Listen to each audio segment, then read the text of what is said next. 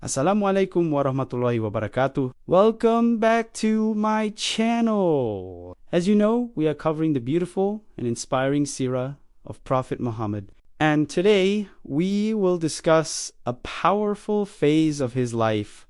How Allah prepared his final messenger through patience, sacrifice, honesty, and unwavering character before prophethood. This journey teaches us that hardship is not a sign of failure, but a sign of preparation. Even in loneliness, loss, and struggle, Allah is shaping destinies and building leaders for humanity. In the Quran, there is a verse that is translated as, I seek refuge in Allah from Shaytan. When we look at the life of Prophet Muhammad, one thing becomes very clear from the beginning. Allah was preparing him through tests, not comfort. From the earliest days of his life, difficulty became his companion, not as a punishment, but as training. He was born in the year 571 CE, and before he could even open his eyes to the world, his father had already passed away. He entered this world as an orphan. His mother loved him deeply, but according to Arab custom, he was sent to the desert and placed in the care of Halima Sadiya. There, in the open lands, near Taif and Wanain, he spent 4 to 5 years. That simple desert life shaped his strength, patience, and character. During that time occurred the incident known as Shaq al-Ghadr, the splitting of the chest. This was not an ordinary event. It was a sign that Allah was purifying and preparing his heart for something far greater. After this, he returned to his mother, who raised him with love and tenderness. But when he was only 6 years old, another heavy test came. His mother, Mimina, took him to Medina. On the way back, she fell ill at a place called Al-Ababiyah, and she passed away there. In one moment, the Prophet lost the last shade of parental protection. His father was gone, and now his mother was gone too. Allah mentions in the Quran, did he not find you an orphan and give you shelter? Surah at-Duha. His grandfather, Abdul Muttalib, then took care of him with immense love, but even that comfort did not last long. After just 2 years, his grandfather also passed away. By the age of 8, the Prophet had buried his father, his mother, and his grandfather.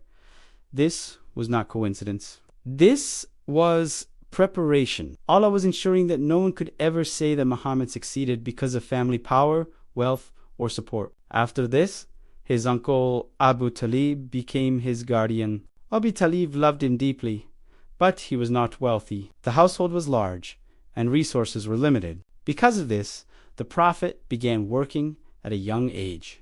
He grazed goats for the people of Makkah. He later said himself that every prophet was once a shepherd. This work taught him humility, responsibility, and patience.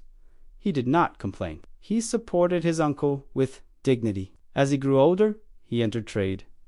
His honesty became famous throughout Makkah. People trusted him with their wealth without hesitation. This is why he became known as As-Sadiq and Al-Amin, the truthful and the trustworthy. Even those who later became his enemies never accused him of lying. Allah reminds the people of Makkah, you lived among them for a lifetime before this. Will you not use reason? Surah Yunus. At the age of 25, he married Khadijah. She was 40 years old, respected, successful, and noble. This marriage was not based on desire. It was based on trust, character, and mutual respect. For 25 years, the Prophet remained married only to her during her lifetime. He did not marry anyone else. This itself is a powerful answer to those who question his intentions later in life. Allah then tested him through his children. His first son Qasim was born, and because of him he was called Abu al-Qasim, but the child passed away in infancy. Then Allah blessed him with daughters, Zainabi, Ruqayya, Ummi, Kulsum, and Fatima. In that society, daughters were not celebrated. Allah describes that mindset in the Quran. When one of them is given the news of a daughter, his face darkens, and he suppresses anger. Surah An-Nahl 16:58. But the Prophet never showed disappointment. He loved his daughters openly. He stood.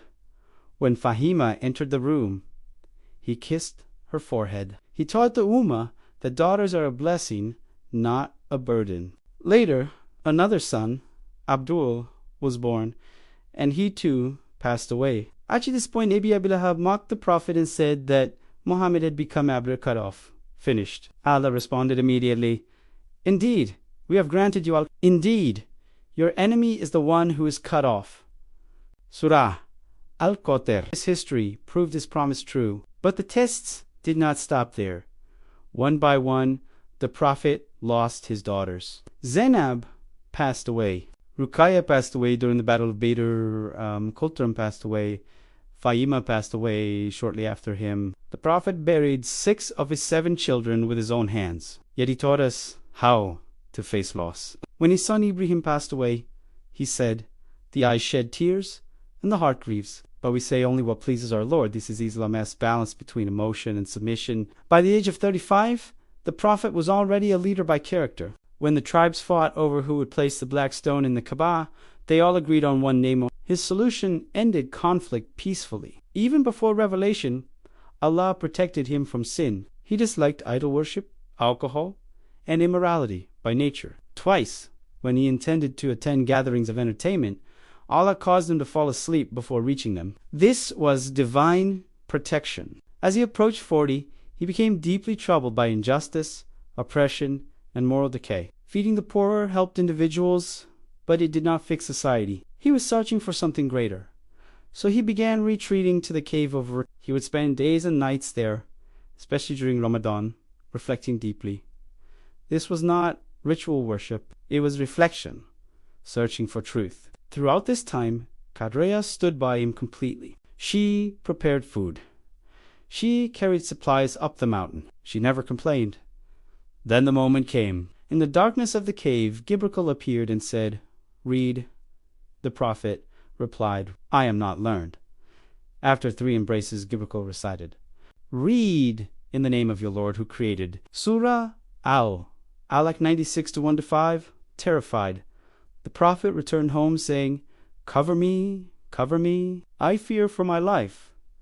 Qadra did not panic. She did not doubt. She said words that history will never forget. Never. Allah will never disgrace you. You uphold family ties. You help the needy.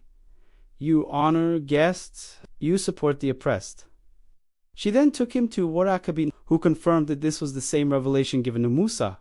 Thus began the heaviest mission ever placed on human shoulders, from which it was confirmed that he was the Prophet of Allah, and he had to bring the right message to people. So let us learn, reflect, and connect our lives with the life of the greatest role model ever sent to mankind. If you found this video beneficial, don't forget to like, share, and subscribe to the channel for more Seerah lessons and reminders. Until next time, may Allah guide us all on the path of truth. Assalamu alaikum wa rahmatullahi wa barakatuh.